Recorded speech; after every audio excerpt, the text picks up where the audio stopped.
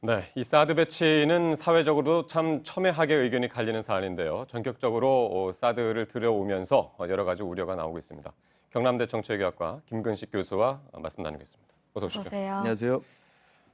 사드 배치 원래는 뭐 한 연내 배치한다 뭐 이 정도로만 이제 알려져 있다가 네. 갑자기 이제 발사대가 들어오는 바람에 여러 가지 이제 해석들이 나오고 있는데 뭐 사드 구축이다라는 얘기도 나오고 뭐 대선용이다라는 뭐 지금 계속해서 보내드리고 있습니다만은 어쨌든 국방부는 북한이 미사일 도발 때문이다 이렇게 설명을 하고 있습니다. 네, 물론 뭐 정당화 논리 자체는 이제 북한에 계속되는 미사일 위협이라고 이야기합니다만 네. 우리 시청자분께서 그건 아마 고민을 다 하실 겁니다.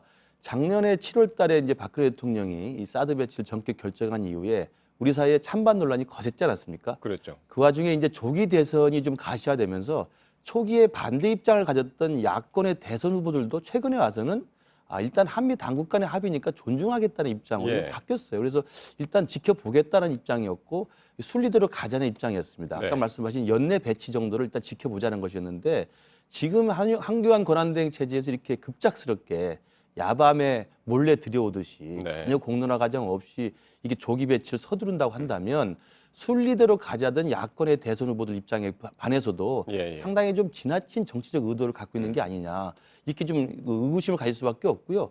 일단 부지 교환 그 롯데 이사회에서 결정한 지 지금 수주일이 지나자마자 지금 네. 바로 그 이후에 진행돼야 될 프로세스들이 많습니다. 예. 부지 공여 협정을 또 맺어야 되고요. 환경 영향 평가도 해야 되고 부지 조성 공사도 해야 되는데 그렇죠. 이런 것들과 지금 그냥 거의 그 벼락불에 콩구워 먹듯이 지금 하겠다는 것이어서 많은 국민들이 굉장히 이 정치적 의도가 과연 무엇인가에 대해서 굉장히 지금 의구심을 갖고 있다고 봅니다. 네. 국민들에게 알리지 않았고 뭐 당연히 국회에도 이거를 뭐 그렇습니다. 알리지 않았으니까요. 근데 이미 한미 당국 사이에는 협의가 있었고 진행되고 있었다고 보면 되겠죠. 그렇죠. 일부 지금 야권 주자들이 지금 가장 또 그 좀 비판하는 게 네. 이거 가져오는 것조차도 국민들에게 또 국회에도 말하지 않았다는 것에 대한 소통의 문제를 제기하고 있거든요. 네. 뭐 안희정 지사는 이게 지금 뭐 속도전으로 밀어붙이는 거냐. 안철수 대표는 이게 무슨 국민들에게 알리지도 않았다는 이야기인데요.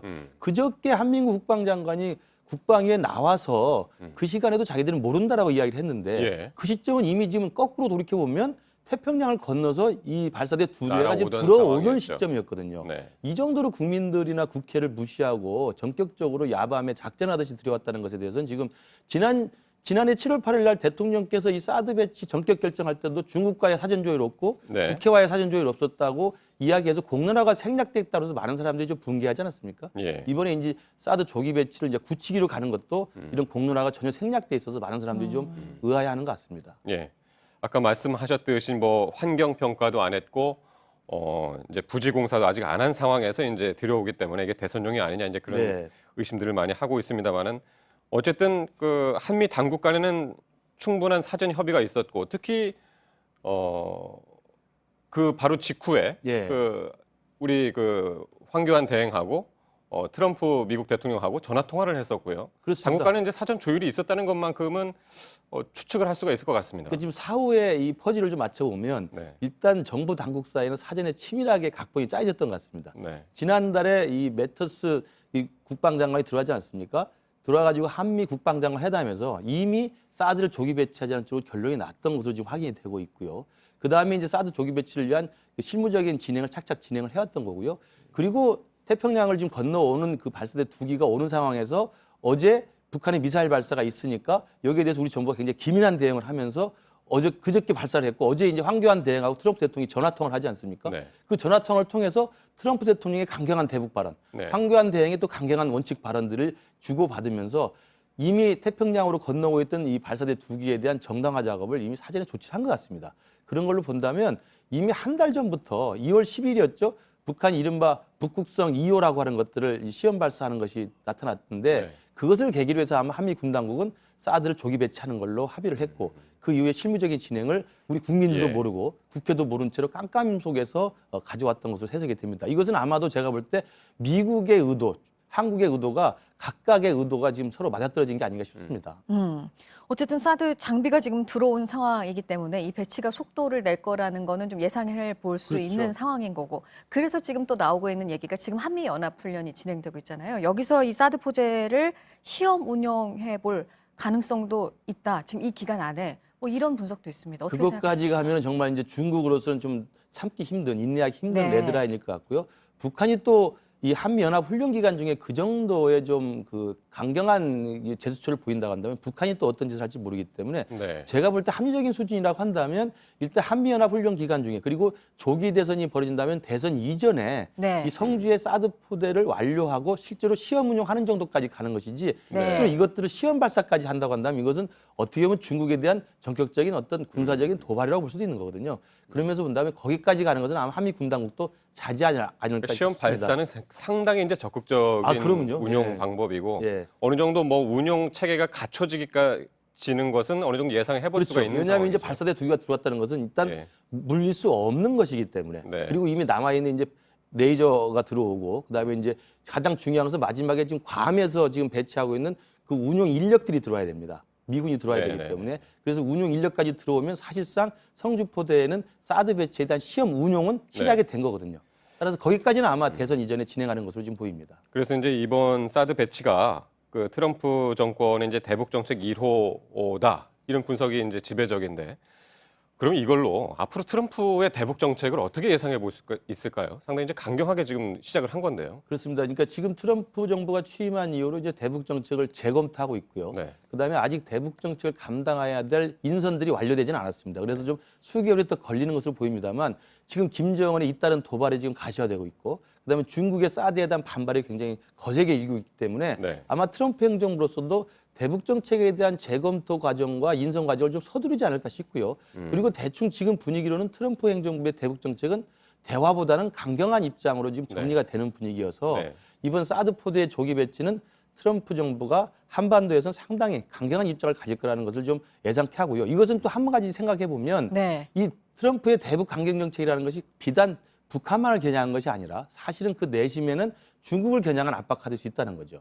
트럼프에게 가장 중대한 과제는 사실 북핵 문제보다 중국과의 문제입니다. 중국과 환율 문제, 무역 문제, 그다음에 남중국해 문제에 대해서 굉장히 거센 지금 공방을 벌이고 있기 때문에 트럼프 행정부는 가장 가시적 성과를 중국에서부터 어떤 성과를 따내야 되는데 중국을 압박하기 위해서는 북핵 문제나 사드 포대가 굉장히 좋은 카드가 되는 거거든요. 네. 그래서 일단 배치를 기정사실을 해버리면 중국과 흥정을 할 때 이 사드 문제는 트럼프로서는 굉장히 유용하게 쓸 수 있는 카드가 되는 거죠. 예. 그런 면에서 보면 우리로서는 외교적 입지가 더욱더 좁아지는 상황이 아닌가 싶습니다. 같은 맥락에서 지금 뭐 사드 포대 일부 한국에 도착했고 앞서 전해드린 대로 일본은 이제 본격적으로 사드 도입을 검토한다고 하고 네. 이게 한국과 일본이 미국의 그 체계에 급속도로 편입이 되는 이 양상에 대해서는 어떻게 평가하십니까? 그게 바로 이제 중국이나 러시아 당국에서 이제 이 사드 포대를 단순한 무기 체계로만 보지 않고 미국 중심의 한미일 삼각 협력의 이른바 미사일 방어 체계, MD 체계 완성으로 보는 이제 경계감이 거기서 나오는 거거든요. 그러니까 일단 사드 포대를 놓고 거기에서 운용되는 레이더망이 중국과 러시아의 전역을 이렇게 감시할 수 있다고 한다면 예. 이것은 미국 정부가 그동안 꾸준히 추진해왔던 미사일 방어 체계의 동북아시아판 완성이라고 보기 때문에 네. 그런 맥락에서 중국은 자기가 그동안 견제해왔던 미국과 중국 사이의 군사력 균형이 깨지는 것이고요. 러시아 역시 이른바 나토 쪽에서 유럽 쪽에 계속 이 사드 배치를 했던 거에서 굉장히 강력 반발하지 않았습니까? 그런 맥락에서도 러시아 또 역시 동북아의 사드 배치에 대해서는 미국의 미사일 방어 체계로 간주하고 지금 강력하게 반발하고 있는 것입니다. 네. 그러니까 그 MD 체계 편입을 위한 것이 아니냐 뭐 이런 논란이 있는 와중에 어제 이제 북한이 그저께죠. 북한이 이제 4발의 스쿼드 미사일을 네. 이제 쐈단 말이에요. 중거리 미사일을. 근데 이게 한 발도 아니고 4발이다. 그 사드 배치가 이제 거의 이제 그 체계가 완성이 되는 상황에서 4발을 쐈단 말이에요. 그래서 과연 이것을 사드를 배치한다고 해서 막을 수가 있는 것이냐? 북한 입장에서는 막을 수 있으면 막아 말아라는 그런 뜻이 아니냐라고 맞습니다. 해석도 나오더라고요. 그러니까 작년에 사드 배치를 결정한 이후에 북한의 도발, 미사일 발사 시험을 보면 전혀 그 예상치 못했던 것을 많이 보여주는데 그것은 네. 한국에 예상되는 사드 배치를 겨냥한 사드도 뛰어넘을 수 있는 자기만의 대남 위협들을 지금 가시화시키는 거거든요. 지난 2월 12일에 있었던 이른바 북극성 2호라고 하는 미사일 발사도 사실은 고체 연료를 사용해가지고 임의의 시간에 임의의 장소에 자기 마음대로 쏘아 올릴 수 있기 때문에 사드가 막을 수 없다는 것을 보여주기 위한 것이고요. 네. 엊그저께 있었던 4발의 미사일 발사를 연속 시험 발사하는 것도 사드 포대 한 대만 가지고는 사실은 4발의 연속 발사하는 것을 다 맞추기 쉽지 않거든요. 그런 맥락에서 본다면 사드로 대응하는 한국과 미국의 북핵에 대한 억지를 북한은 또 북한 나름대로 사드를 뛰어넘는 자기의 무기 체계 가지고 지금 계속 군사적으로 위협하고 있는 상황이어서 가장 안타까운 것은 여기에 일본의 또 사드 배치 논란까지 계속 가세가 네, 되면 네, 네. 한미, 일, 북한 이 동북아에서 이른바 핵 군비 경쟁이 가속화되는 네. 거거든요. 음. 남쪽은 남쪽대로, 북쪽은 북쪽대로 핵무기 체계를 겨냥한 서로 간에 더 강력한 무기를 가지고 시험을 하고 있기 때문에 네. 핵무기에 대한 무한 경쟁이 가속화된다는 것은 우리 한반도에서 굉장히 위험한 상황이라고 봐야 됩니다. 네, 지금 말씀하셨지만 이 사드 배치를 두고 우리나라 이 주변국들이 어떻게 움직일 것이냐.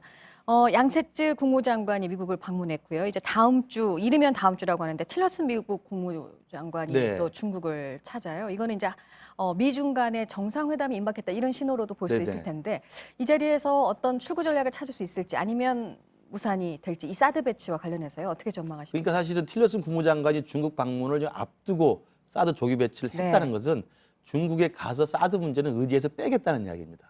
아, 왜냐하면 사드를 기정사실하고 대목받기를 했다는 네. 거기 때문에 네. 중국에 가서 시진핑을 만나더라도 틸러슨 장관으로서는 이건 어쩔 수 없는 거다. 이건 굳은 자로 치고 다른 이야기를 하자는 것이어서 제가 볼 때는 트럼프 행정부가 중국에 대한 사드 배치에 대해서는 이미 자기 스스로는 돌릴 수 없는 카드로 기정사실하는 거고요. 이건 제가 말씀드린 것처럼 일단 그렇게 자기 카드를 가져놓고 네. 중국과 계속 협상을 해야 될 거 아닙니까? 아까 말씀드린 무역, 환율, 남중국해 문제들에 협상을 해야 되는데 이 중국을 압박하면서 막판에는 중국과 딜을 하기 위한 카드로도 쓸 수 있는 거거든요. 근데 우리로서는 굉장히 곤혹스럽습니다. 네. 사드를 조기 배치해서 우리로서는 굉장히 감당하기 힘든 안보 상황이 되고 네. 또 만약에 미중 간에 막판 딜을 하면서 사드 배치를 또 빼버린다고 하는 카드를 써버리면 우리로서는 정말 이것도 아니고 저것도 아닌 상황이 될 수 있기 때문에 정말 우리가 잘 생각해야 되는 게 네. 트럼프 대통령은 비즈니스 했던 사람입니다. 예. 사업가이기 때문에 북한보다는 중국이 훨씬 우선순위가 높아요. 중국에 대해서 자기가 어떤 걸 주고받을 수 있는가에 대한 고민이 큰 사람이에요. 네. 근데 중국을 압박하고 중국에게 줄 수 있는 카드가 사드를 조기 배치하는 건 트럼프로서는 나쁘겠거든요. 그런 맥락을 우리가 잘 생각해 봐야 됩니다. 어쨌든 그런 거 생각하면 상당히 이제 고도의 외교전이 여기서 고차방정식이 또 진행되는 이제 거죠. 발휘가 된 건데 우리한테도 지금 당장 필요한 것이 바로 이제 그런 예. 것이라고 이제 지적들이 많이 나오고 있고요. 어쨌든 오늘 밤에는 이제 유엔 안보리가 북한 미사일 관련해서 이제 긴급 회의를 하는데 여기서 어떤 수준 정도까지 성명이 나올까요? 그러니까 일단은 그 네 발의 탄도미사일 발사에 대해서 이제 규탄 성명을 할 텐데요. 아마도 이제 평소에 그 관례대로 한다면 의장 성명 정도나 아니면 언론 성명 정도가 나올 것으로 보입니다. 왜냐하면 이제 이것이 지난 그 북한의 미사일 핵실험 이후에 나왔던 유엔 안보리 제재기를 뛰어넘는 또 다른 아주 그 강력한 제재로 필요로 하는 그 도발은 아니기 때문에 그 정도 되려면 새로운 핵실험을 했거나 아니면 새로운 장거리 탄도탄 미사일 ICBM을 발사했다고 한다면 이것을 뛰어넘는 새로운 제재가 나오겠습니다만 그것이 아니고 저강도 도발이기 때문에 아마도 이제 북한의 도발을 규탄하는 정도의 네. 언론 성명 정도가 나오지 않을까 생각이 듭니다. 네, 이제 국제적인 차원에서 좀 짚어봤고 마지막으로 이렇게 마무리했으면 좋겠는데 지금 국내에서요. 이게 사드 배치가 우리 국익에 얼마나 도움이 되냐, 도움이 되려면 어떤 방향으로 해야 되냐, 이게 아니라 지금 이게 대선용이냐, 정치적 의도가 있는 거냐 이런 각종 의혹들이 나오고 있는 지금 상황이기 때문에 이 사드 배치와 관련해서 이런 논의가 지금 국내에서 이루어지고 있는 이 상황은 어떻게 보시나요? 그러니까 사실은 이제 이번 주에 탄핵의 분수령이 될 텐데요. 만약에 탄핵 인용돼서 조기 대선으로 간다면 조기 대선 이전에 사드 배치를 이미 완료해 버리겠다는 황교안 대행의 이 생각은 어찌 보면 두 가지의 딜레마를 갖고 있습니다. 하나는 배치를 끝내버릴 경우에 두 달 후에 새로 들어설 정부가 할 수 있는 운신의 폭을 좁히는 결과가밖에 안 되지 않습니까? 이건 굳은 자로 돼 있기 때문에 이것이 계속 진행되는 것이어서 가변적으로 바꿀 수 있는 것이라고 한다면 새로 들어온 대통령이 이것을 가지고 외교적 해법을 모색할 수가 있습니다. 그게 안 되기 때문에 좀 우리로서는 좀 입지를 좁히는 거고요.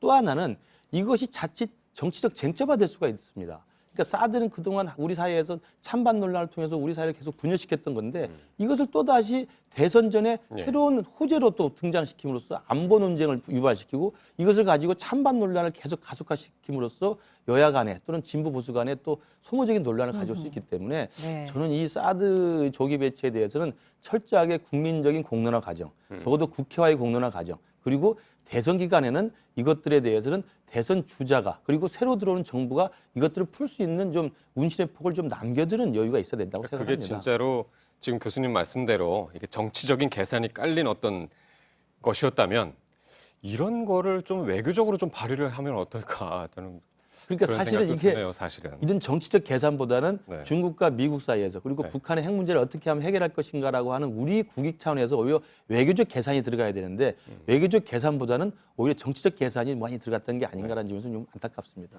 네, 여기까지 듣도록 하겠습니다. 김근식 경남대 정치외교학과 교수셨습니다. 오늘 말씀 잘 들었습니다. 고맙습니다.